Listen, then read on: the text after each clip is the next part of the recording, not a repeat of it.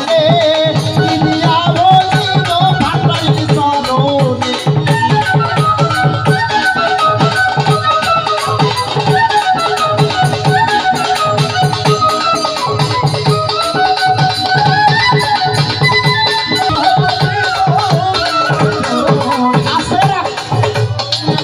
প্রশ্ন না করলে কি গান গাওয়া যায়?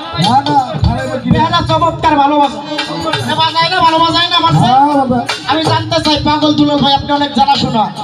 এক ব্যক্তিকে মরার পরে খুব বেহালা ভালো বাজাইতো, মরার পরে আল্লাহ পাক তাকে 100 স্বর্ণ মুদ্রা পুরস্কার দিছে।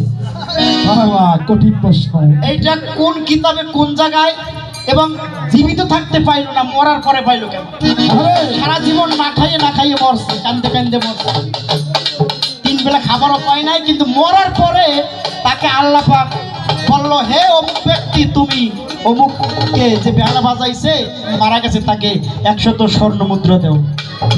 বাড়ি কোথায় আমি জানতে চাই।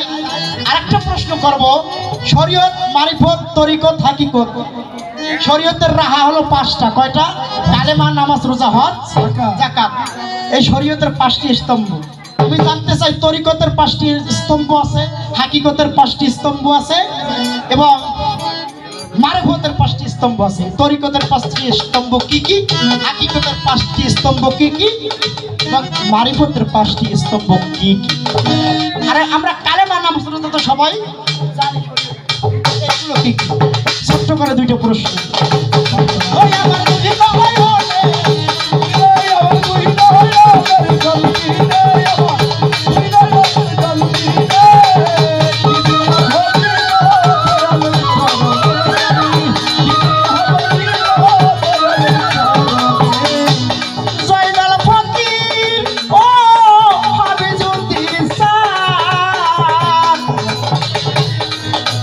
আজকে 33 বছর হয়েছে আপন দেশে চলে গেছে আমার জয়নাল, আমার উস্তাদের বড় ভাই।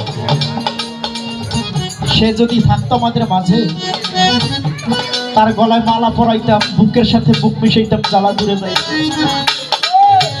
তাই বলছে বকুল ফুলের মালা দিয়ে